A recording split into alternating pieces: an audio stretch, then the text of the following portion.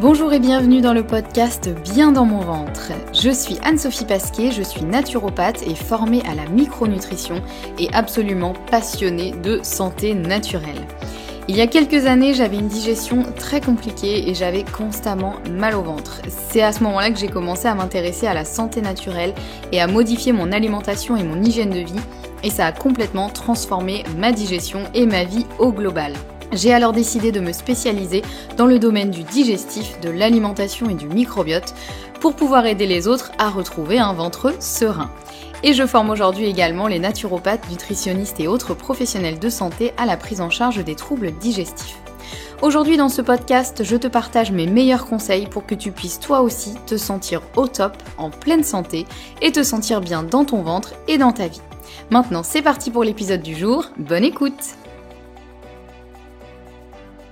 Bonjour et bienvenue dans l'épisode numéro 55. On se retrouve aujourd'hui, comme tous les derniers mardis du mois, avec l'épisode interview. Et ce mois-ci, j'ai le plaisir d'interviewer Émilie Marais, qui est l'une des fondatrices de l'entreprise The Serious Gut, spécialisée dans la création de probiotiques personnalisés. Et vous allez le voir, évidemment, dans cette interview, on va parler d'un de mes sujets favoris, qui est le microbiote, #passionmicrobiote. Et Émilie, elle est hyper calée sur tout ce qui concerne les probiotiques, le microbiote, etc. Et elle va vraiment nous dévoiler un petit peu ses trucs et astuces et un petit peu nous permettre de naviguer dans la jungle des probiotiques. Et après avoir écouté cet épisode, je pense que vous y verrez plus clair sur qu'est-ce qu'un bon probiotique, comment choisir un bon probiotique qui va être adapté à ce que l'on cherche. Et ça vous permettra aussi de pouvoir à la fois déchiffrer les packaging des probiotiques et surtout de mieux comprendre un petit peu leur intérêt, les moments auxquels ça peut être pertinent d'en prendre et aussi les limites qu'ils peuvent avoir. Donc j'espère que cette interview vous plaira autant qu'elle m'a plu. Moi j'aurais pu discuter encore des heures de microbiote. J'espère que ça vous plaira et que ça vous apprendra plein de choses. Je vous souhaite une très bonne écoute. Ah, et j'oubliais, restez bien jusqu'à la fin parce qu'on a une petite surprise pour vous à la fin de cet épisode. Allez, bonne écoute. Bonjour Émilie, bienvenue dans le podcast. Je suis hyper contente de t'accueillir aujourd'hui parce qu'on va parler d'un sujet que j'adore, qui est le microbiote et tout ce qui touche de près ou de loin au microbiote. Déjà, comment vas-tu ? Salut Anne-Sophie. Bah écoute, merci beaucoup de m'accueillir dans ton super podcast que j'écoute, donc trop contente d'être là. Et ça va très bien aujourd'hui, comme un bon lundi. Exactement. On enregistre cet épisode un bon lundi, donc voilà, parfait.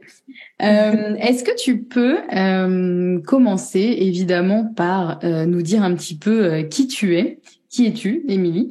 Et puis surtout nous raconter un peu comment t'en es arrivée à développer aujourd'hui des probiotiques. Je spoil un peu sur qui tu es et ce que tu fais, mais voilà, nous raconter un petit peu comment tu en es arrivée là, qu'est-ce qui a fait que dans ta vie tu t'es retrouvée où tu en es aujourd'hui.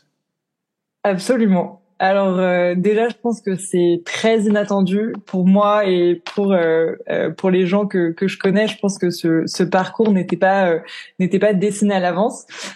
Du coup, moi, je viens du milieu de l'entrepreneuriat, si on peut dire ça comme ça. Dans mon ancienne vie, j'accompagnais des entrepreneuses et des entrepreneurs qui montaient des boîtes dans la food et la santé. Donc, je les aidais à démarrer leurs projets, trouver leurs premiers clients, etc. Et à force de passer du temps avec ces personnes-là, ça m'a donné envie de me lancer aussi. Et j'ai découvert le microbiote par un chemin assez personnel.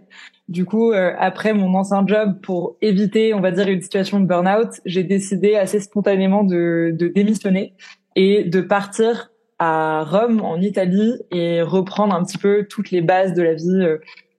Pas en mode eat, pray, love carrément, mais mais on va dire vraiment reprendre les bases de la nutrition, du sommeil, du sport, et juste prendre un temps pour ça. Et donc j'étais vraiment génial, et j'étais hyper réceptive, et c'est à ce moment-là que j'ai entendu parler par une amie du microbiote intestinal pour la première fois. Et ça a pas été tu vois, la première fois que j'ai entendu, j'ai pas compris ce que c'était. Ça n'a pas été le coup de foudre immédiat. Ça a été le coup de foudre, on va dire, au deuxième abord. Donc d'abord, j'ai trouvé ça hyper compliqué. Ça a pas tout de suite enclenché dans mon cerveau, mais ça a attisé ma curiosité. Donc j'ai commencé à lire des trucs dessus.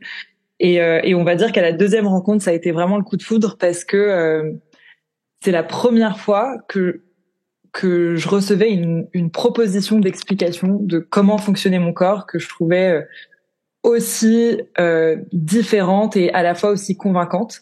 Notamment le fait que le microbiote permette de faire le lien avec le monde autour de soi.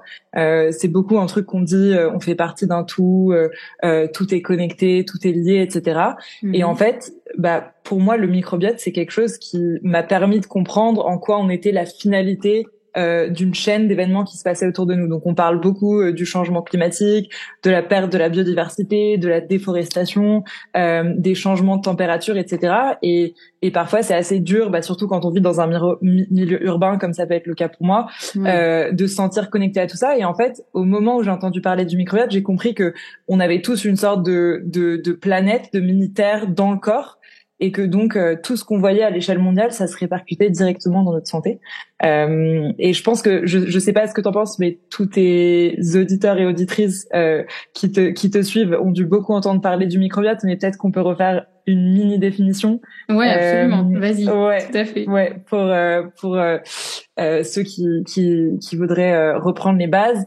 Donc en gros, le microbiote, c'est l'ensemble des micro-organismes, bactéries, virus, champignons, etc. qu'on a tous et toutes partout sur le corps et à l'intérieur du corps. Il y en a vraiment des milliards et des milliards, donc c'est hyper dur à se représenter, surtout que souvent, même tout le temps, les bactéries, les virus, etc. sont invisibles à l'œil nu. Et moi, le truc qui m'a le plus bluffé en termes de statistiques là-dessus, pour permettre de comprendre, c'est que on a autant de bactéries dans le corps, si on les met ensemble, elles pèsent le même poids que notre cerveau. Elles pèsent à peu près 2 kilos. Et donc ça, je trouve qu'en termes d'ordre de grandeur et d'échelle, ça permet de se dire waouh, ok, donc là, il y a un truc qui nous est invisible, mais en soi qui à la fois est extrêmement important. Et donc voilà, donc moi j'ai été assez bouleversée par ce concept du microbiote et qui permettait de comprendre plein d'aspects de la santé mentale, la santé digestive, la santé immunitaire, à travers un angle où c'est pas que nos cellules et notre corps, mais on est un écosystème, on dépend de l'extérieur et il y a une dimension collective et d'interaction qui rentre en jeu. Et personnellement, c'est pas du tout ce que j'avais appris en cours, c'est pas du tout les discours que j'entends autour de moi. Et donc ça a été une réelle prise de conscience. Ouais, c'est top. C'est vrai que c'est hyper bien que tu rappelles cet élément parce que c'est vrai que je parle beaucoup du microbiote. Mais souvent, j'en parle beaucoup vraiment sur l'aspect, j'allais dire scientifique, pas vraiment, mais plus sur l'aspect, c'est effectivement tous les organismes que l'on a à l'intérieur et voici à quoi ça sert, etc.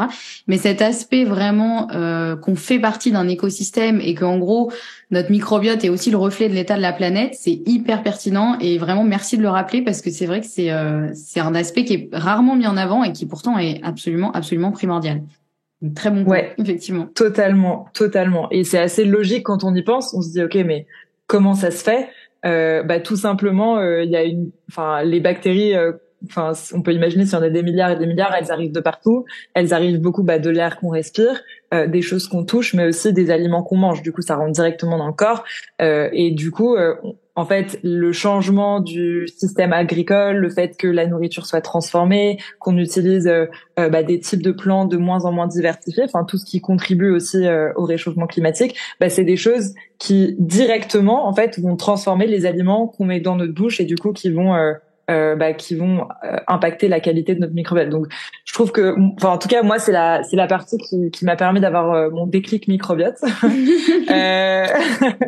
et de commencer à m'intéresser au sujet. Et du coup, sur les probiotiques, tu posais la question aussi. Donc, pour les probiotiques, ça a été moins évident. Je pense que comme beaucoup de gens, j'étais assez réticente à la base parce que déjà, comment est-ce qu'on différencie un probiotique d'un complément alimentaire ou d'une gélule lambda, c'est vraiment pas clair. Au début, j'avais vraiment l'image en tête que c'était la même chose. C'est une gélule qui est pas un médicament, qui est censée être bénéfique pour la santé. Il y a plein d'options différentes. On comprend pas laquelle on doit prendre. On sait pas laquelle est qualitative. Et globalement, ok, peut-être contente, mais globalement, un petit peu la flemme et la sensation de potentiellement se faire arnaquer. Donc j'avais, je pense, cette réticence que je retrouve chez pas mal de gens avec qui je dialogue maintenant. Et en fait, ce qui m'a vraiment convaincue et ce qui m'a donné hyper envie de m'intéresser aux probiotiques, c'est que j'ai commencé par monter ma boîte de Serious Gut. Je parlerai un petit peu après, en parlant avec des chercheurs, des médecins, des experts, des nutritionnistes, des bioinformaticiens, enfin un peu toutes les professions qui tournent autour du microbiote. Et c'est en parlant à ces experts-là que j'ai compris que sur les probiotiques, il y avait pas mal de controverses, mais il y avait aussi une sorte de connaissance scientifique qui était en train de s'accumuler. Et on voyait que par à-coup, un peu par petite dose, quand les probiotiques étaient pris de la bonne manière, donc au bon moment pour la personne où la personne est réceptive, que c'était les bonnes bactéries qui avaient été choisies, que les dosages étaient correctement choisis aussi, et que les gélules, enfin les conditions de production étaient les bonnes, que c'était extrêmement efficace et que c'était assez binaire finalement quand on regarde les résultats des études cliniques. Et ça m'a vraiment mis la puce à l'oreille en me disant ok, donc il y a un vrai truc que la science réussit à soutenir autour des probiotiques, mais la réalité du marché et de notre, en tant que consommateur et consommatrice, de notre exposition aux probiotiques n'est pas du tout au même niveau. Et c'est en comprenant ça que je me suis dit, ok, il y a vraiment quelque chose à faire dans le sujet. Et donc ça m'amène à la création de Serious Gut. Donc j'ai créé cette boîte il y a maintenant 3 ans de Serious Gut. Et notre objectif, c'est d'aider tout le monde à prendre meilleur soin de leur santé grâce à la science du microbiote. Et notamment, notre focus, c'est de développer des probiotiques personnalisés ou d'amener la personnalisation dans le monde des probiotiques pour justement guider chacune dans la grosse question de quelle bactérie mon corps a-t-il besoin. Et c'est un vaste sujet et c'est clair que la personnalisation, c'est vraiment un besoin ultime, comme tu le dis. Les probiotiques, il y en a tellement et c'est dur de s'y retrouver. Donc clairement, ouais, heureusement qu'il existe de plus en plus des systèmes de personnalisation, parce que c'est effectivement la clé pour que ça fonctionne, comme tu le disais très bien. Les études montrent que quand on prend les bons probiotiques au bon moment, la bonne souche, etc., ça peut être génial. À l'inverse, quand on navigue un peu à vue, ça peut être inutile, voire dans le pire des cas parfois dangereux. Donc Ouais. c'est vrai que c'est hyper important et on va revenir dessus. Mais qu'est-ce qui a fait que toi un jour tu t'es dit je vais créer une entreprise dans le domaine des probiotiques? Qu'est-ce qui t'a décidé à plonger dans cet énorme océan de plein de vagues de probiotiques, du marché des probiotiques? Qu'est-ce qui a déclenché tout ça? Quand on y pense. Ouais. Non, je suis d'accord. C'est une très bonne question. Du coup, donc, avant, j'accompagnais des entrepreneurs et des entrepreneuses, et donc je pense que d'abord, c'est vraiment une fois que j'ai découvert ce sujet qui m'intéressait énormément et où je voyais qu'il y avait plein de solutions à l'étranger, aux États-Unis, en Israël, au Japon, il y a des choses incroyables où en fait la science des probiotiques est complètement sortie des milieux académiques, est sortie des laboratoires et vraiment transformée dans des produits qui peuvent aider tout le monde. Il y a vraiment la personnalisation est arrivée dans le marché, et je voyais qu'en France et en Europe plus globalement, on était hyper à la masse. On a aussi, c'est vrai, la réglementation la plus stricte du monde, donc voilà, c'est normal que les choses prennent un peu plus de temps, mais on est complètement à la masse. Et je me suis dit, mais en fait, c'est génial ce qui se passe à l'étranger. J'ai hyper envie d'amener ce même type de solution d'une manière qui est adaptée aux attentes des Français et des Européens. Et vu que j'avais passé pas mal de temps aux côtés des entrepreneurs, je me suis dit c'est à titre hyper personnel, c'est un style de vie qui me convient super bien. J'adore le dynamisme, l'idée de créer quelque chose à partir de rien et de fédérer des personnes, des experts, des gens passionnés d'un sujet autour de la création d'un concept. Et du coup je me suis lancée en vérité assez aveuglement, et dès le début avec la stratégie de ok, on va commencer par bien s'entourer, parler à des chercheurs, des gens qui ont 20 ans, 30 ans d'expérience derrière eux, qui ont vu à peu près net les probiotiques, pour essayer de transformer la réflexion globale de l'industrie. Aujourd'hui, les gens qui lancent des nouvelles marques probiotiques ou les sociétés qui continuent à développer des gammes probiotiques, je trouve qu'elles sont énormément dans la logique de la partie biologie. c'est-à-dire que les boîtes se concentrent sur le fait de découvrir et de breveter des nouvelles bactéries qui vont devenir des bactéries stars dans leur idée que tout le monde va connaître. Et donc c'est vraiment, il y a ce focus sur la partie biologie, alors que je trouve que très peu de gens parlent du problème de la compatibilité et qui prend quel probiotique, et ça c'est un énorme sujet et du coup qui touche un peu toute l'industrie de manière un peu méta. Et moi ça m'a tellement intéressée chaque jour un peu plus, et du coup on en est là 3 ans plus tard. Ouais, c'est vraiment super parce que je me souviens que moi, la première fois qu'une amie m'a parlé effectivement de The Serious Gut, en me disant c'est une entreprise de probiotiques et tout, moi j'étais en plein dans ma formation en micronutrition, et du coup j'avoue que j'étais hyper sceptique au début. Je lui dis ouais, c'est quoi ton truc, fais voir, parce que bon, j'en ai vu passer pas mal des trucs de probiotiques. Franchement, il y a à boire et à manger et tout. Et elle m'a expliqué, voilà, elle m'a montré un peu. Je suis allée voir le site parce que je suis quand même une bonne comment on dit, une bonne curieuse, tu vois, donc une bonne curieuse sceptique. Enfin, en gros, je vais voir avant de juger quand même. Donc, je suis allée voir et je me dis, ah, quand même, ils ont l'air de vraiment faire les choses de la bonne façon, en fait. En tout cas, je trouve que c'est ça qui est chouette chez vous, c'est qu'on sent que, bien sûr, c'est une entreprise et derrière, voilà, c'est un business, c'est une entreprise à faire tourner, c'est évident. Mais il y a vraiment cet objectif de faire avancer les choses et de vraiment mettre l'accent sur la personnalisation.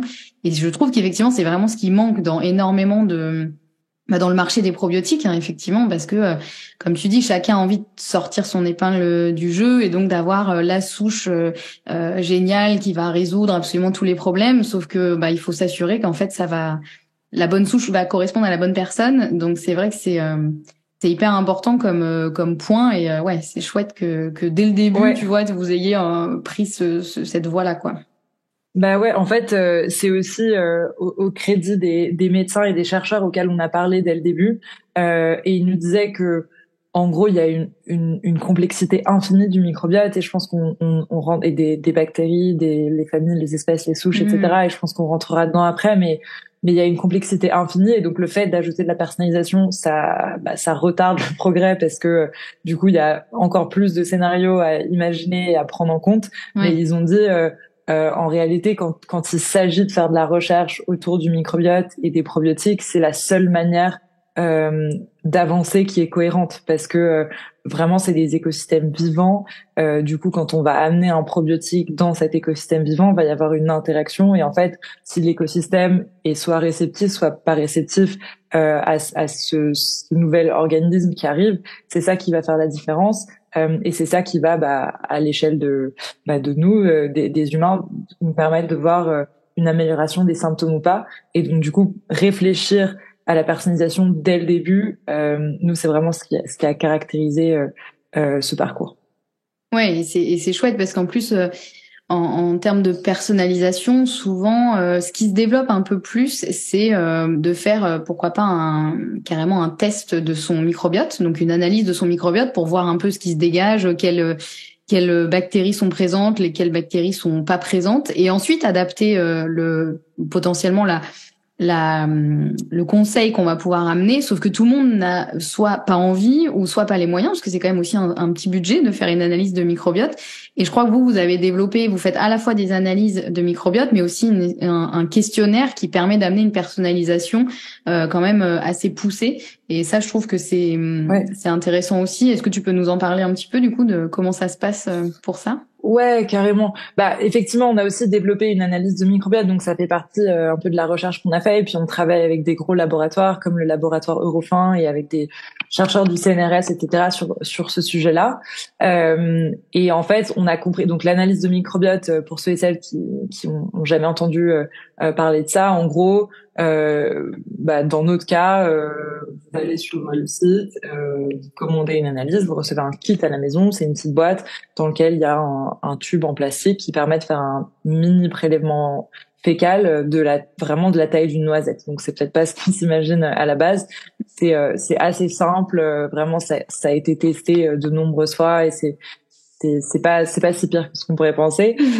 Et après on renvoie ça au labo par la poste, et l'échantillon se fait analyser, et après nous on rajoute dessus une couche de ce qu'on appelle la bioinformatique. La bioinformatique, c'est juste processer des données biologiques et les rendre interprétables et compréhensibles. Donc à partir d'une info qui est quelle est la liste de toutes les bactéries que vous avez dans votre qu'on a détectées dans votre échantillon, nous on réussit à vous dire OK, est-ce que vous avez une synthèse, est-ce que votre corps, enfin votre microbiote est capable de synthétiser correctement les différentes vitamines. Il y a des vitamines qui sont pas produites par le corps et où le microbiote, l'intervention du microbiote est nécessaire pour les synthétiser. Donc ça c'est des choses qui sont hyper importantes. Du coup, on va vous dire si votre microbiote est capable de les synthétiser. On va vous dire est-ce que vous avez un profil anti-inflammatoire qui est correctement régulé, du moins du point de vue de votre microbiote.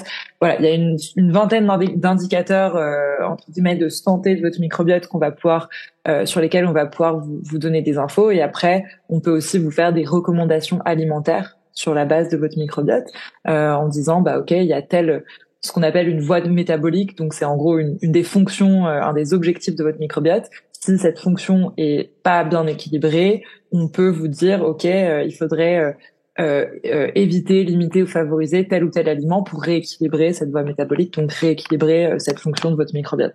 Donc ça c'est une analyse. Nous on propose ça, on a simplement réalisé que en fait, la science, nous, on est assez pointilleux sur ce qu'on veut mettre en avant. Il y a pas mal de sociétés qui proposent des analyses de microbiote avec tout un tas d'indicateurs, capacité à perdre du poids, indicateurs sommeil. Nous, on trouve qu'il n'y a pas forcément les fondements scientifiques pour constituer des indicateurs comme ça. Et du coup, c'est vraiment un produit pour nous de curiosité et d'exploration pour les personnes qui sont intéressées par leur microbiote. Apprendre à le connaître, ça peut être vraiment très très intéressant et le produit est super détaillé.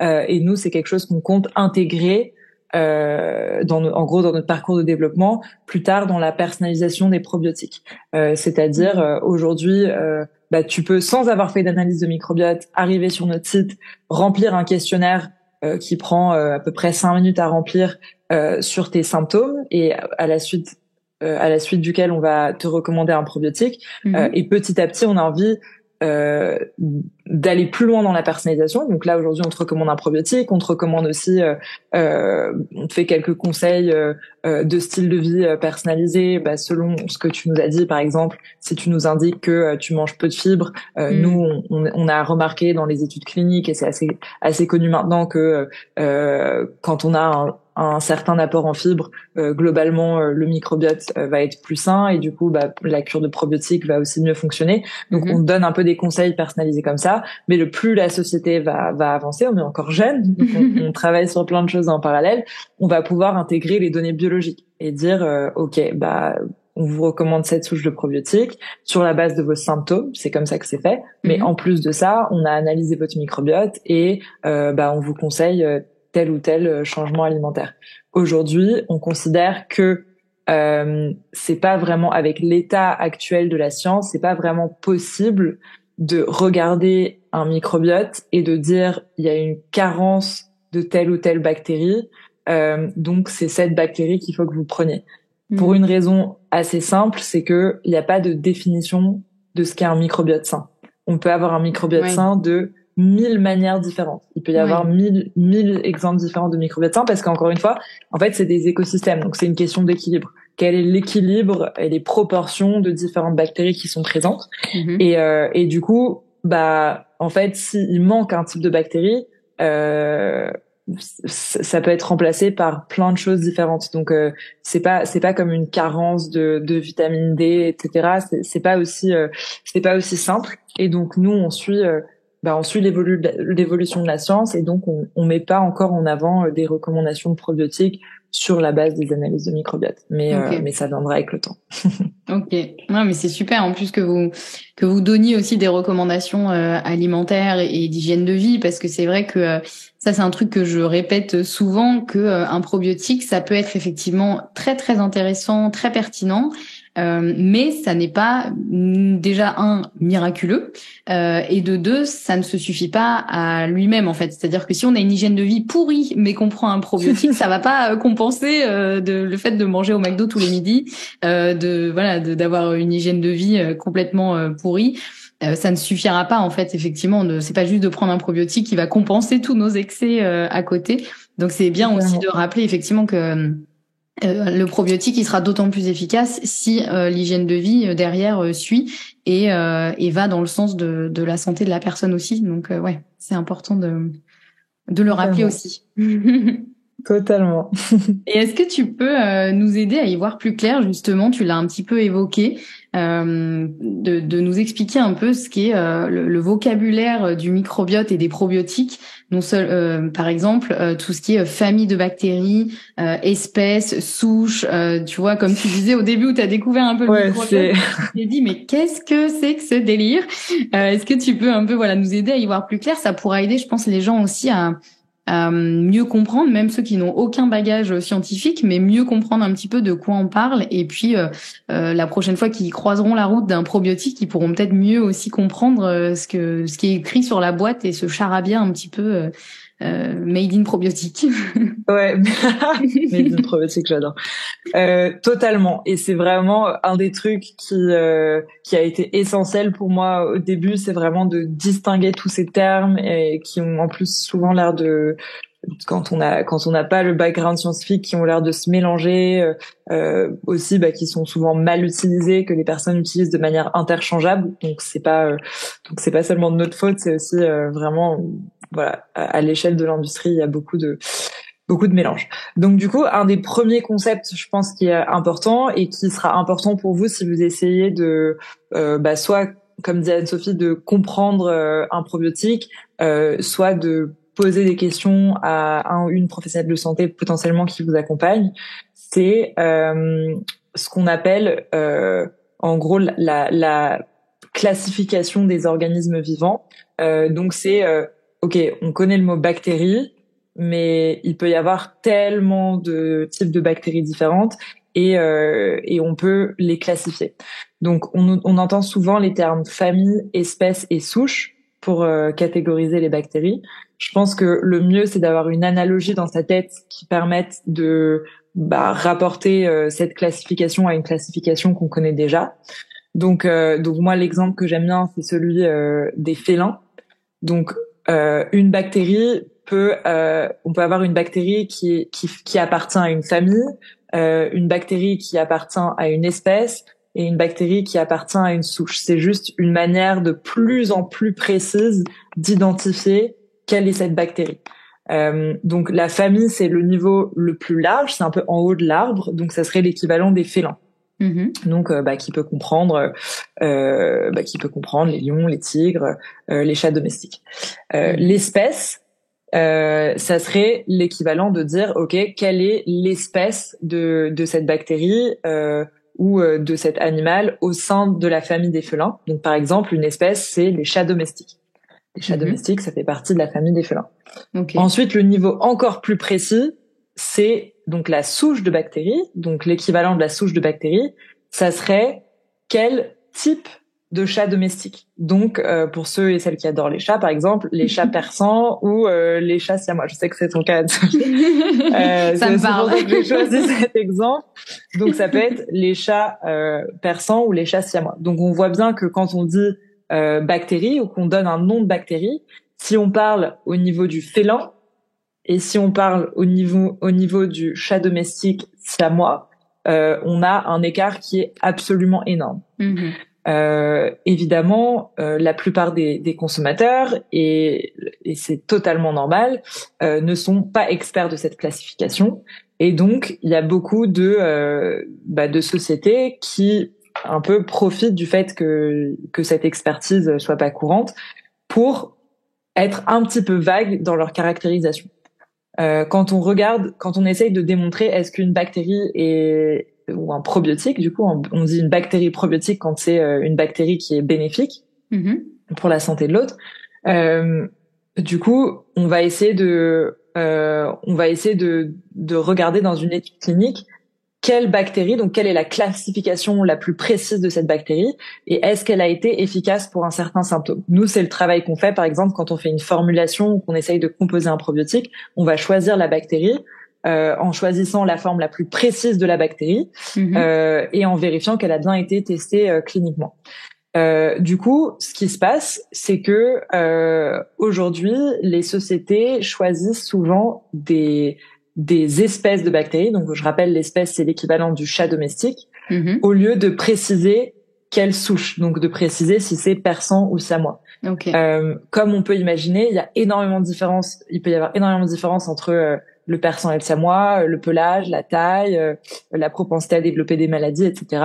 Et donc, c'est pareil pour les bactéries. Et en fait, quand on voit sur une étiquette qu'il y a seulement précisé l'espèce et qu'il n'y a pas précisé la souche, alors que deux souches peuvent avoir jusqu'à 70% de différence en termes de fonction, en termes d'utilité pour vous, on comprend qu'il y a un peu un joyeux charabia dans le milieu. Donc, pour faire la transposition maintenant avec les termes, les noms de bactéries que vous pouvez voir sur les étiquettes, je vous donne un exemple, c'est Lactobacillus acidophilus LA02. Donc, ok, là, ça paraît super compliqué. Quand on décompose, Lactobacillus, c'est la famille. Donc, il y a plein de types de Lactobacillus. Lactobacillus acidophilus, ça, c'est l'espèce. Et Lactobacillus acidophilus LA02, donc souvent quand il y a un peu la petite addition alphanumérique, ça, c'est la souche. Quand on est au niveau de la souche, en gros, on sait que la bactérie qui a été choisie, c'est vraiment le niveau le plus précis qui a été testé et qui a été choisi par la société. Sinon, ce qui se passe, c'est souvent qu'on dit bon, ok, globalement, les chats domestiques, on sait qu'ils ont telle fonction, donc on va prendre n'importe quel type de chat et on va le mettre dans la composition et ça sera pareil. Et avec un peu de chance, ça va marcher, quoi. Avec un peu de chance, ça va marcher. Donc ça, c'est une des grosses raisons pour lesquelles les probiotiques sont souvent efficaces, c'est que les sociétés ne font pas de tests jusqu'au niveau de précision qui est nécessaire pour savoir si c'est efficace ou pas.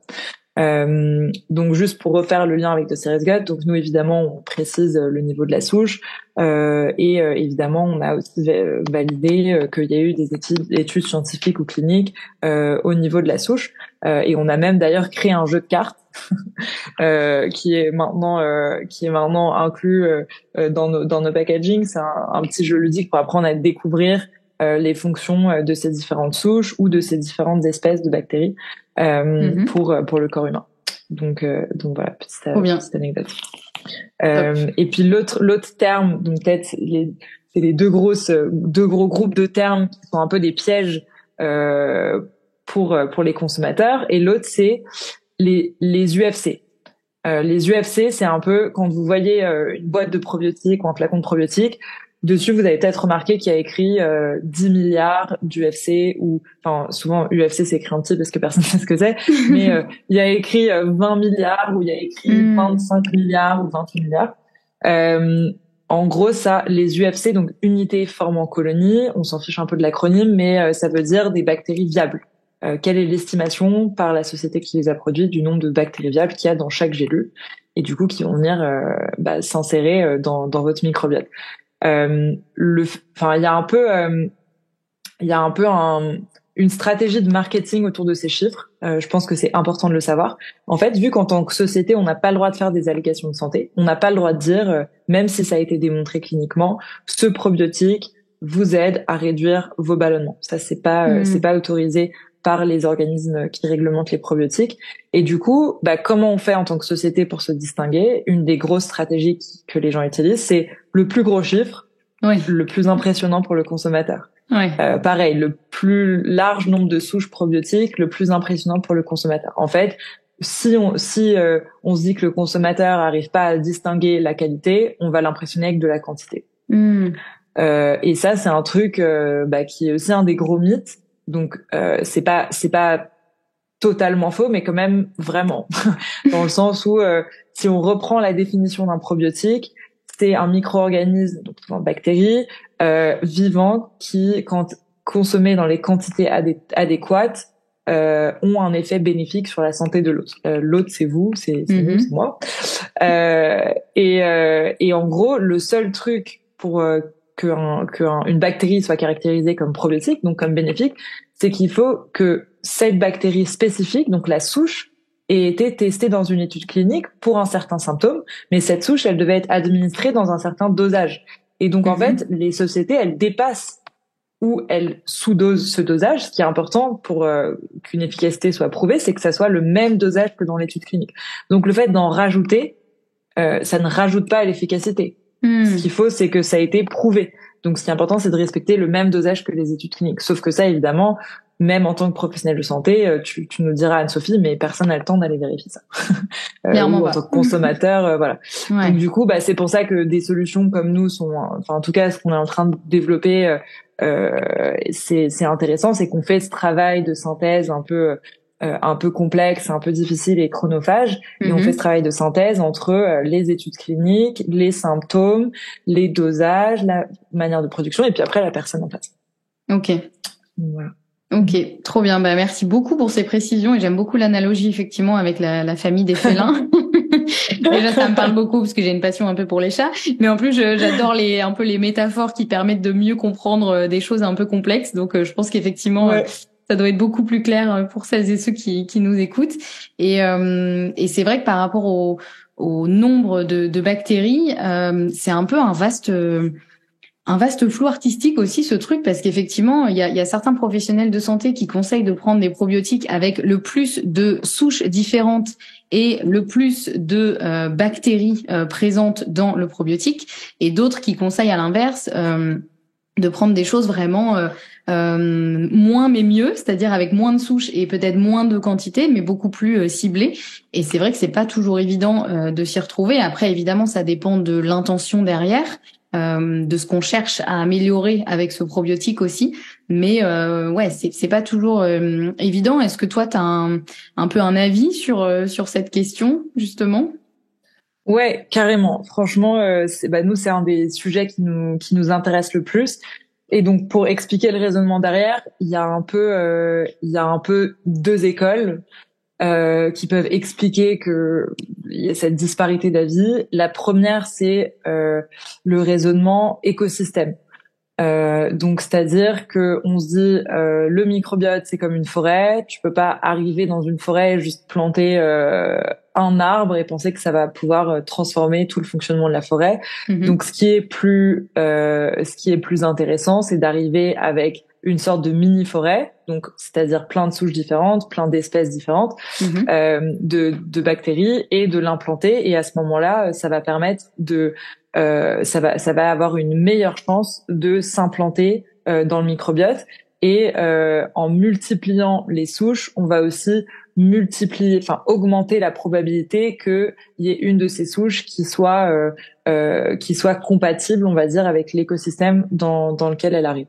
Okay. Ça, c'est une théorie qui est intéressante, mais malheureusement, et là je parle simplement enfin, je rappelle que je ne suis pas ni médecin, ni scientifique, ni professionnel de santé, mais simplement sur un peu la synthèse des connaissances qu'on a eues en discutant avec des chercheurs. Donc voilà, je rappelle ça à ce moment-là.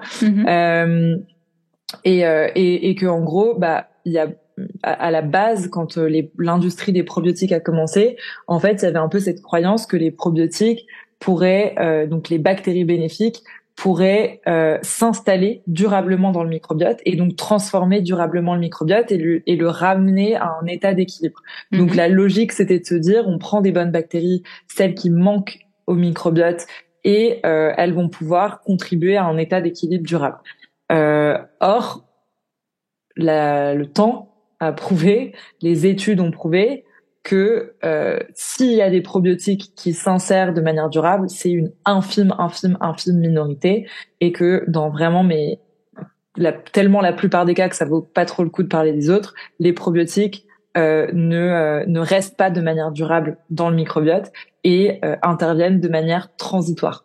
Donc ça, c'est super important aussi dans les attentes qu'on peut avoir autour des probiotiques. Donc ça a une intervention transitoire, et du coup la logique à ce moment-là de multiplier les souches et de multiplier les possibilités, elle est pas, pour moi, elle est pas hyper logique. Il y a le cas un peu extrême de spectre qui est la transplantation du microbiote fécal. Donc certains ont peut-être entendu parler, la greffe du microbiote fécal, c'est quand en gros on va prendre le microbiote de quelqu'un qui a un microbiote sain et l'amener chez quelqu'un qui a un microbiote entre guillemets malade, et de cette façon ça va permettre la logique, c'est que ça permet de restaurer de manière beaucoup plus efficace qu'un probiotique le microbiote. Donc ça, c'est une science qui est en train de se développer aujourd'hui, qui est hyper encadrée et qui peut seulement se passer dans le cadre hospitalier et seulement pour un type d'infection aujourd'hui en France, qui est l'infection à Escherichia coli à Clostridium difficile. Voilà, tout ça pour dire que c'est quand même voilà, genre très très précis, mais extrêmement prometteur, parce que voilà, la logique en gros de la logique écosystème, elle a beaucoup de potentiel, mais pas à l'échelle d'un probiotique et d'une gélule aujourd'hui. D'un autre côté, nous, un peu le point de vue qu'on a là-dessus, c'est la personnalisation. C'est de se dire, il y a plus de logique par rapport justement au dosage qu'il y a dans un probiotique, d'essayer de comprendre quelle est la situation de la personne, quelles sont les fonctions qui manquent à son microbiote, ou quels sont les symptômes qu'elle a, et du coup de quel type de bactéries elle pourrait bénéficier, et d'être beaucoup plus sélectif, mais par contre de beaucoup plus doser ces bactéries. Donc au lieu de dire on va créer un probiotique et on espère qu'il convienne au maximum de monde possible en mettant le maximum de types de souches, on va se dire on va développer plusieurs formules. Elles seront chacune utilisées par moins de personnes, mais par contre, on va créer un algorithme qui permet d'assigner une personne à une formule, mais une formule beaucoup plus ciblée, beaucoup plus dosée pour certains symptômes. Donc nous, c'est vraiment la thèse de la personnalisation. Et d'ailleurs, sur ce point, on a fait une étude en interne sur 500 personnes qui ont des problématiques de microbiote. Donc quand je dis ça, ça peut aller de troubles digestifs à troubles un peu anxieux, ou des personnes qui ont une immunité un peu fragile, qui sentent qu'elles tombent tout le temps malades, qui ont des allergies, etc., des inflammations chroniques. On a testé l'efficacité de notre méthodologie, donc le fait de personnaliser, et on a comparé ça à lorsqu'une personne prenait simplement le probiotique recommandé par leur professionnel de santé. Mais du coup, il n'avait pas eu l'analyse de toutes ces données et le côté vraiment personnalisé. Et on a démontré qu'on était déjà largement plus efficace, 60% plus efficace que les professionnels de santé en utilisant la personnalisation. Donc pour nous, on est une jeune société, c'est le début, mais par contre, c'est extrêmement prometteur, et ça nous montre vraiment que incorporer la logique de la personnalisation quand il s'agit des microbiotes et du probiotique, c'est vraiment cohérent. Donc voilà vers quoi le côté avec lequel on est aligné. Et je dirais vraiment à l'exception de la transplantation de microbiote fécal, où là je considère que par les études qu'on a lues et par les experts avec lesquels on a échangé, qu'il y a un potentiel absolument immense en termes de diversité, enfin la logique plus écosystémique. Ouais. Et par rapport à toutes les discussions que tu as pu avoir avec les scientifiques avec lesquels vous travaillez et les professionnels de santé, quand tu dis du coup que a priori les probiotiques vont avoir un effet plutôt transitoire, c'est-à-dire vont pas s'implanter dans le microbiote de manière absolument durable. Du coup, ce serait quoi les recommandations? Est-ce que ça veut dire qu'il faut prendre des probiotiques toute notre vie, par exemple, si on a un microbiote un peu défaillant, on va dire, c'était quoi un peu les recommandations, ce qui ressort par rapport à tout ça, même si chaque personne est différente, évidemment, mais c'est quoi les grandes lignes de tout ça? Alors effectivement, même nous en tant que société, comme tu le rappelles au début, on dit vraiment que le but c'est absolument pas de prendre des probiotiques en continu, et que si c'est ça qu'on fait, nous on considère pas avoir réussi notre mission.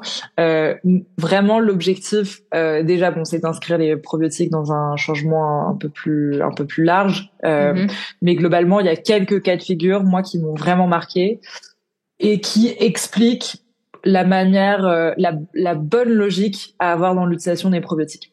Donc, la première, c'est pour des personnes qui ont besoin de débloquer leur microbiote et notamment leur digestion après avoir passé plusieurs mois ou plusieurs années avec une digestion super difficile.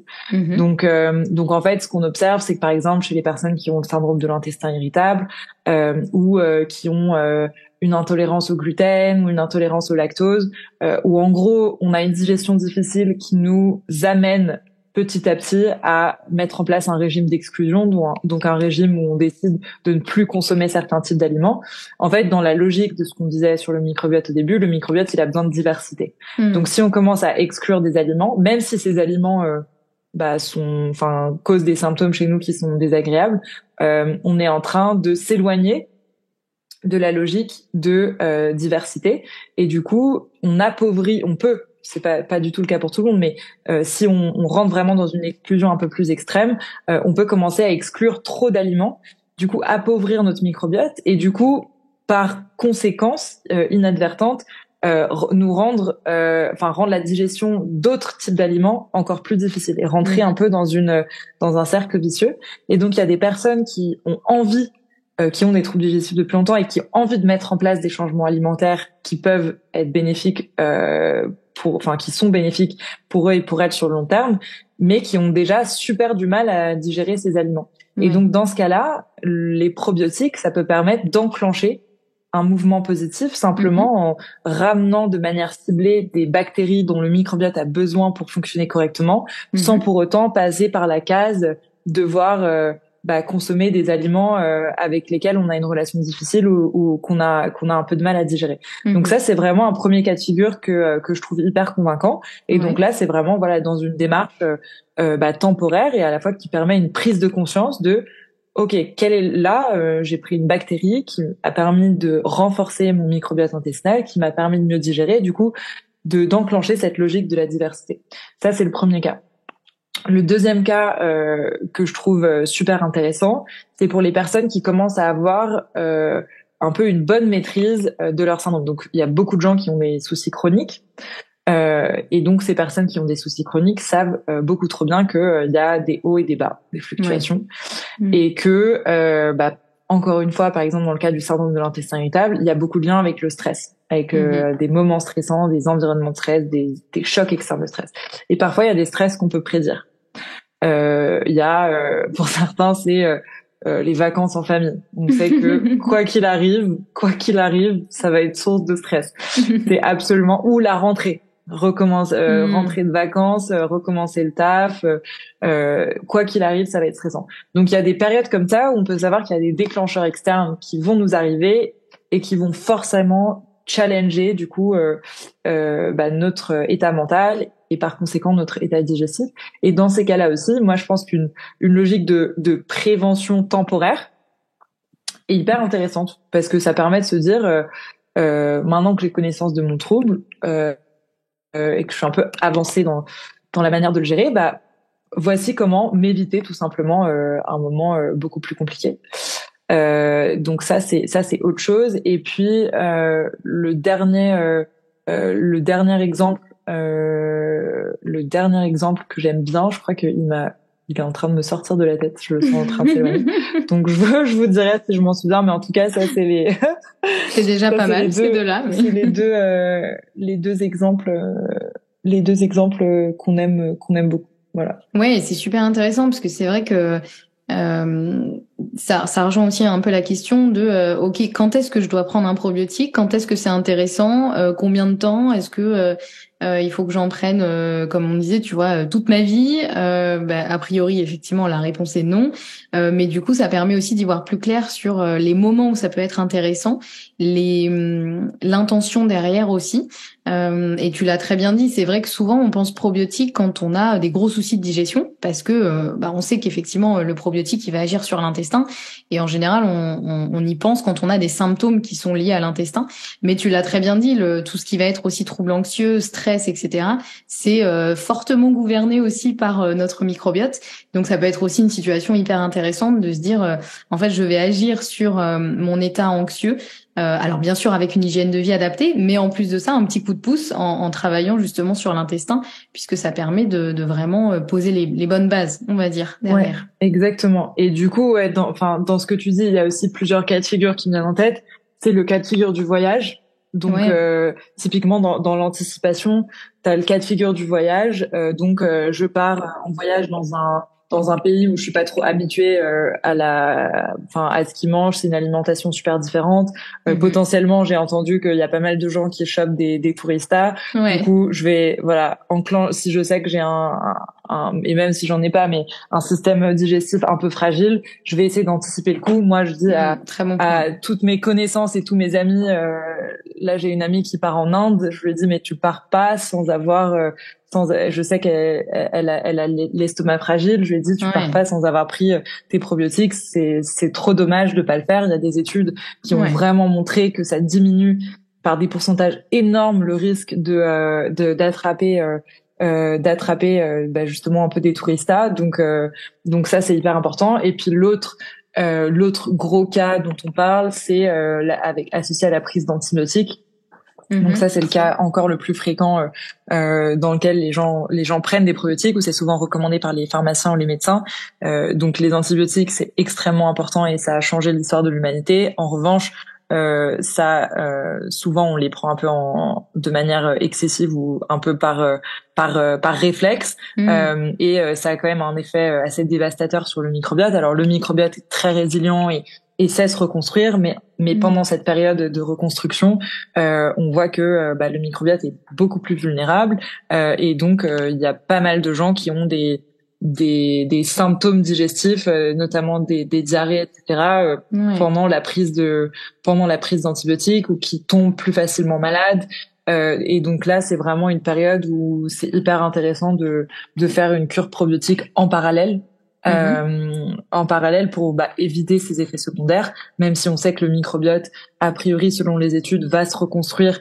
Alors prendre des antibiotiques sur le long terme, ça a des effets néfastes, ça a des effets d'antibiorésistance, etc., etc. Donc je parle pas de ça, mais et ça a des effets néfastes sur le microbiote sur le long terme, mais en tout cas sur le court terme, déjà avoir cette réflexion, ça montre que on commence à comprendre cette logique de microbiote. Les antibiotiques, je dis que c'est un petit peu comme mettre une sorte de t'imagines que ton microbiote c'est un village et t'essayes de tuer un méchant et tu mets une bombe atomique qui décime tout un quartier de la ville, et parce que tu sais que le méchant est dedans. Voilà, donc c'est ok, il y en a qui deviennent de plus en plus précis, etc. Mais pour l'instant, ça peut avoir vraiment un effet de on enlève une grande partie de la diversité, et ça se ressent très vite. Ça se ressent très vite à l'échelle individuelle. Oui, c'est ça. Et comme tu dis, effectivement, si on reprend la métaphore du village, les villageois, ils vont reconstruire leur village, mais ça peut prendre du temps, en fait. Et effectivement, ça peut donner ils sont un peu traumatisés. Ils se souviennent de cette bombe, et voilà. Et psychologiquement, ils sont pas au top, donc peut-être qu'ils vont être moins efficaces pour reconstruire. Peut-être que ça sera pas très bien bâti. Après, je file un peu trop la métaphore, mais oui, voilà. On imagine. Ça peut être bien de leur donner un petit coup de pouce, effectivement. Ça peut être intéressant. Et qu'est-ce qui, tu as déjà pas mal répondu à cette question, mais pour celles et ceux qui se demandent, ok, c'est quoi un bon probiotique finalement? Comment je dans le vaste océan des probiotiques, comment je m'y retrouve? C'est quoi un bon probiotique? Donc j'imagine que par rapport à ce que tu nous as dit, il faut bien regarder effectivement la famille, l'espèce, la souche, ainsi que la quantité de bactéries présentes. Est-ce que déjà tu confirmes, et est-ce qu'il y a d'autres choses sur lesquelles il faut être un peu vigilant quand on va choisir effectivement un probiotique? Ouais. Alors, je pense que, en tout cas, moi, en tant que consommatrice, ça aurait été un trop gros effort. Franchement, tu vois ce que t'as dit, de devoir apprendre famille, souche, espèce, d'autant plus que il y a pas vraiment de consensus et qu'il faut aller creuser dans les études. Donc, je dirais que c'est ce qui est, en tout cas, si on vous a recommandé un probiotique et que vous voyez sur la boîte qu'il y a même pas précisé le nom de la souche, donc il y a pas que le nom il est pas en gros en 3 parties. Ça déjà ça peut être un petit peu alarmant. Alors pas dans tous les cas, parce qu'il y a plein d'autres raisons pour lesquelles les sociétés le mettraient pas, mais ça peut être un petit peu alarmant. Moi je dirais que vraiment le plus important c'est de vous faire recommander un probiotique par un professionnel de santé si vous en avez les moyens. Et la façon encore plus efficace, c'est évidemment d'utiliser, si vous avez les symptômes pertinents de Serious Gut, en vrai, pour le choisir, je dirais que aujourd'hui, je pense qu'on a vraiment un des meilleurs systèmes parce que non seulement on coche toutes les cases sur la partie qualité, donc on précise la souche, on a fait des études cliniques, on est made in France, sans gluten, sans lactose, on a des gélules gastro-résistantes. Enfin, en gros, il y a un peu cette petite liste de choses, de checkpoints à cocher. Et je pense que vraiment le plus important, c'est la compatibilité. Donc, si vous avez déjà une professionnelle de santé qui vous conseille, voilà, de vraiment vous assurer que ce produit, vous pouvez poser la question, vous pouvez lui demander de vous envoyer l'étude qui a démontré ça, mais de vous assurer que ce probiotique, c'est pas juste le probiotique réflexe que votre professionnel a l'habitude de recommander un peu pour tout le monde parce que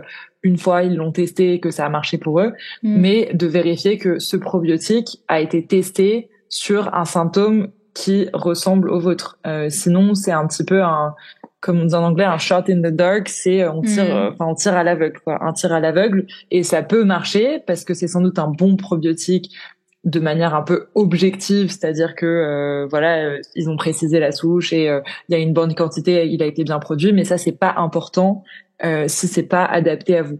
Donc vraiment challenger votre professionnel là-dessus et sinon, et si vous savez pas trop par où commencer, en vrai, je vous invite.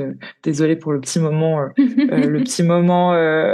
on va dire redirection vers de sérieux goûts. Mais si vous savez pas par où commencer, je pense que c'est un bon moyen, même si au final vous n'êtes pas convaincu, etc., d'amorcer la réflexion. Ok, quelles sont les questions qu'on pose, quels sont les facteurs qui sont inclus dans cette réflexion, et puis après, aller en pharmacie si vous n'êtes pas convaincu, et on espère que vous le serez. Ouais, mais c'est vrai que savoir déjà quelles questions se poser, c'est pas mal. Et c'est vrai que votre questionnaire, il est bien aussi pour ça, parce que ça permet de vraiment déterminer un peu genre ok, quel genre de questions il faut que je me pose pour choisir un probiotique, tu vois. C'est pas juste est-ce que j'ai mal au ventre ou est-ce que j'ai pas mal au ventre, ça va beaucoup plus dans le détail de vraiment quels symptômes, la fréquence, etc. Et ça, c'est vrai que c'est aussi hyper important dans le choix d'un probiotique adapté, on va dire.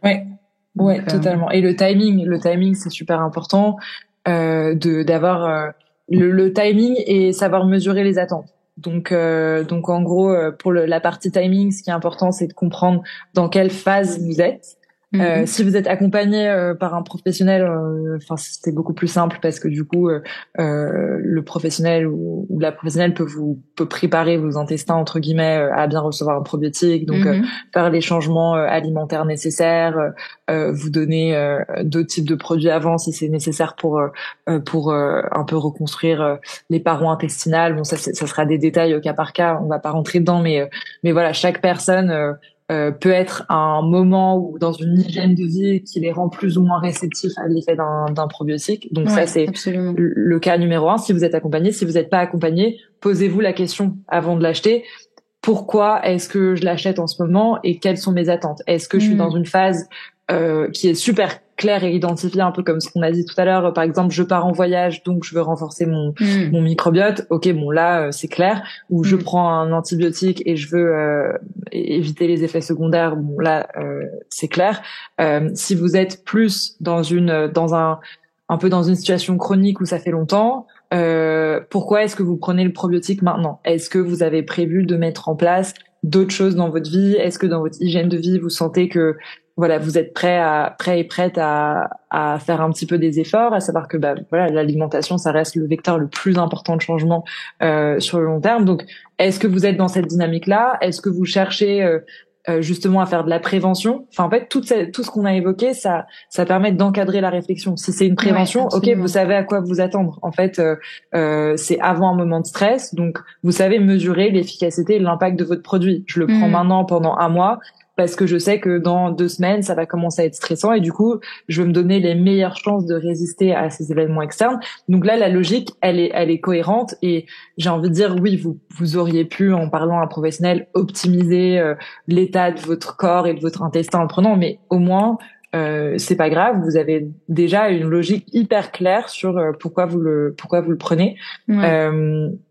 Et donc ça c'est super important. Et sur mesurer les attentes, ça je pense que nous c'est un des trucs avec lesquels on a encore le plus de mal et sur lequel on travaille vraiment, c'est comme tu disais tout à l'heure, Anne-Sophie, c'est pas une gélule magique et même, enfin. Ok, manger McDo tous les jours, c'est extrême. Il y a beaucoup de gens qui font déjà hyper attention à leur alimentation et qui ont l'impression de tout bien faire et pourtant d'avoir encore des symptômes. Oui, c'est vrai ça. Donc ça c'est souvent le cas d'ailleurs et c'est assez compliqué.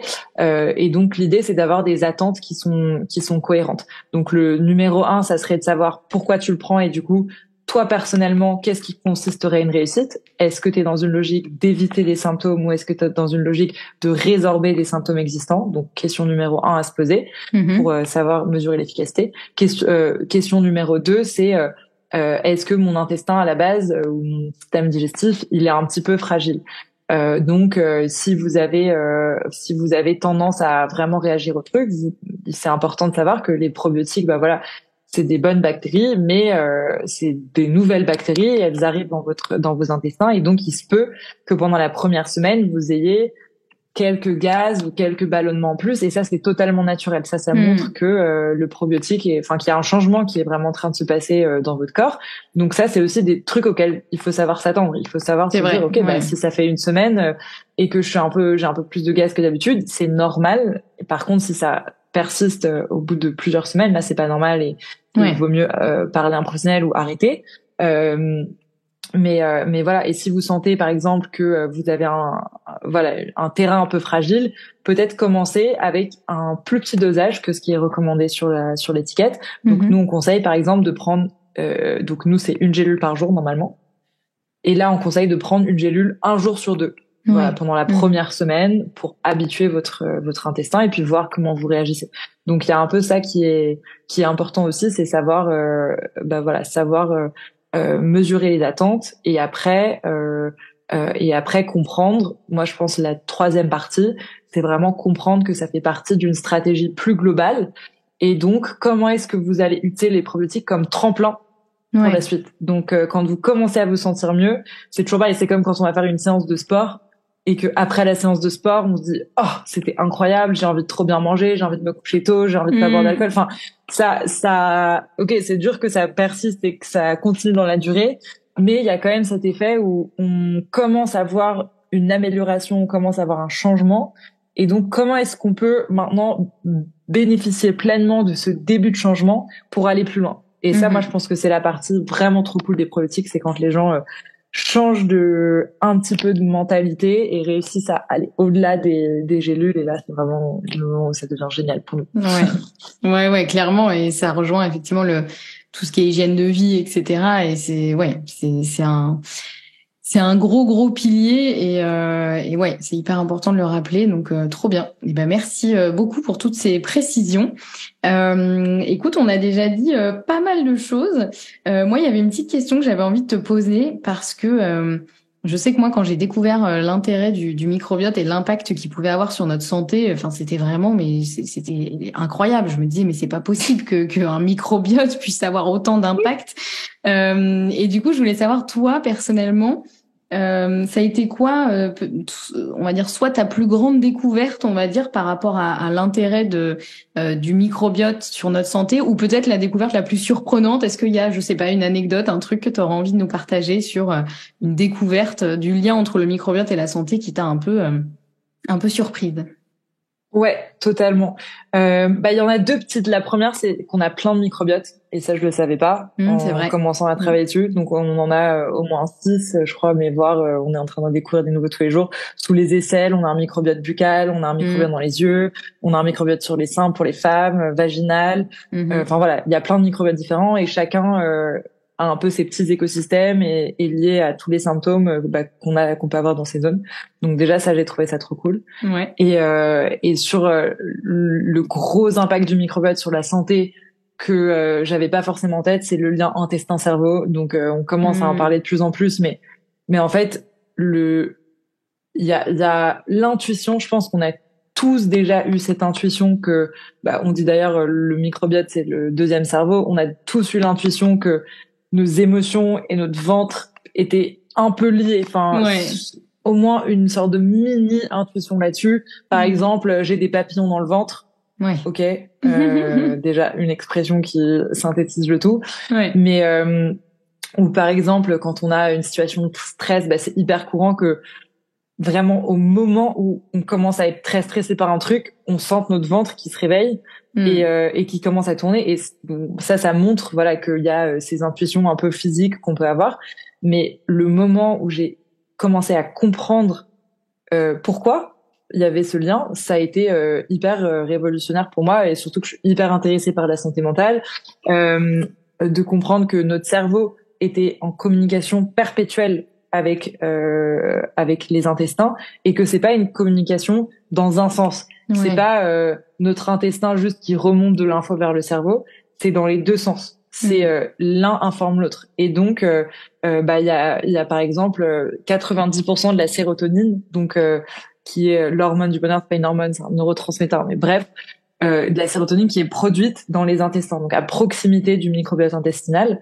Et donc on comprend que vraiment la composition du microbiote va avoir un effet direct sur la réactivité à la production de cette hormone dite hormone du bonheur, et donc va directement remonter vers le cerveau et impacter notre santé mentale. Donc en fait, ces liens-là, ils sont, quand on commence à les creuser, on se dit mais ok, je commence vraiment à comprendre pourquoi quand je mange mal pendant une semaine, bah j'ai une baisse d'énergie, je me sens un peu fatiguée, un peu déprimée, un peu. Et par contre, quand je mange bien pendant une semaine, c'est la vitalité qui revient, c'est de l'optimisme. Enfin, et je trouve que bah j'invite. Enfin, moi, j'ai fait l'expérience quelques fois, et je vous invite, si ça vous intéresse comme sujet, à tester sur vous, juste à observer. Pendant une semaine, vous faites un challenge, bah, soit mal manger, ce serait mieux dans l'autre sens, mais soit hyper mal manger pendant une semaine et voir ce que ça fait sur votre humeur.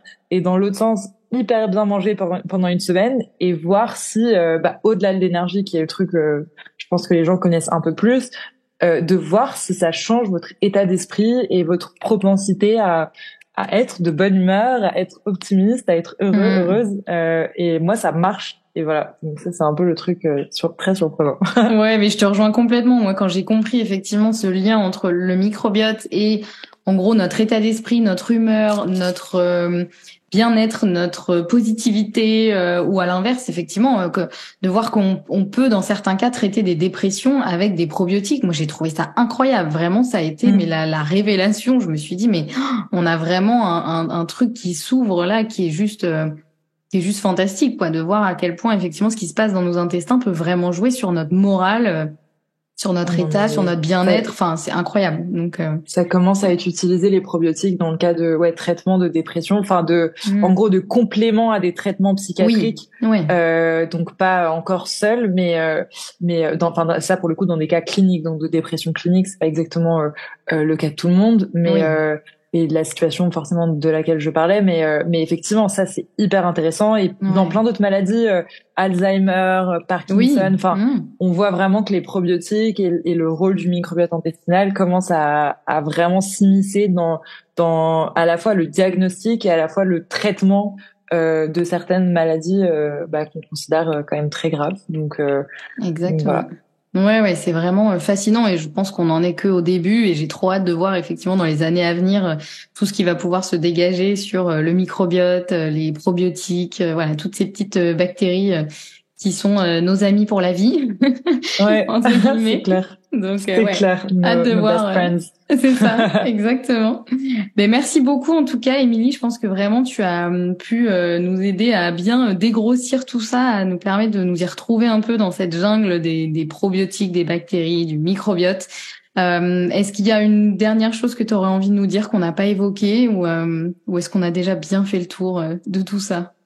Bah merci à toi énormément. Et ouais, juste dernier message pour ceux et celles qui pensent que soit ça peut être le bon moment de prendre des probiotiques, soit qui se posent des questions. Vraiment, n'hésitez pas à m'écrire. On laissera l'email dans la description, ou sinon on la mettra sur notre page Insta. Vraiment, écrivez-nous, on adore vous répondre. Et pour ceux qui savent que c'est le bon moment, n'hésitez pas à faire notre questionnaire pour voir ce qu'on vous recommande. Et le questionnaire, vous pouvez le trouver sur le site de seriousgut.com. Et on mettra le lien dans la description aussi, si c'est possible. Bien sûr, je remettrai tous les liens en description de cet épisode, comme ça vous pourrez aller regarder tout ça. Et n'hésitez pas à poser vos questions, à échanger, parce que c'est comme ça qu'on arrive aussi à y comprendre, un peu mieux, à y voir plus clair. Donc merci pour cette possibilité, Émilie. Et ben un Merci grand beaucoup. merci à toi. Moi j'ai adoré discuter de tout ça. Vraiment ce sujet, je trouve qu'il est absolument fascinant et c'est merci pour tous les éclairages que tu as pu nous apporter. Donc voilà, je remets trop tout, un plaisir. tant mieux. Passion microbiote, c'est vraiment. Je pense que c'est une passion voilà, qui c'est inattendu, mais réel. C'est ça, exactement. Et ben merci beaucoup à toi et puis à très bientôt. De toute façon, on poursuit notre discussion, je pense très bientôt. Donc oui, c'est ça. Merci encore, Émilie. Bye. Et voilà, chers auditeurs et chères auditrices, cet épisode est terminé. J'espère que vous avez autant aimé cette interview que moi. Si vous êtes encore là, c'est que vraiment vous êtes un bon passionné de microbiote et ça, j'apprécie. Je vous avais promis une petite surprise en fin d'épisode. Et bien, avec Émilie, on vous a réservé un petit code promo si vous décidez de commander une cure de probiotiques chez The Serious Gut. Je vous mets toutes les infos en barre d'infos. Si vous avez aimé cet épisode, n'hésitez pas à laisser un avis sur votre plateforme d'écoute préférée. Ça aide beaucoup le podcast à grandir. On se retrouve la semaine prochaine avec un prochain épisode et en attendant, prenez bien soin de vous.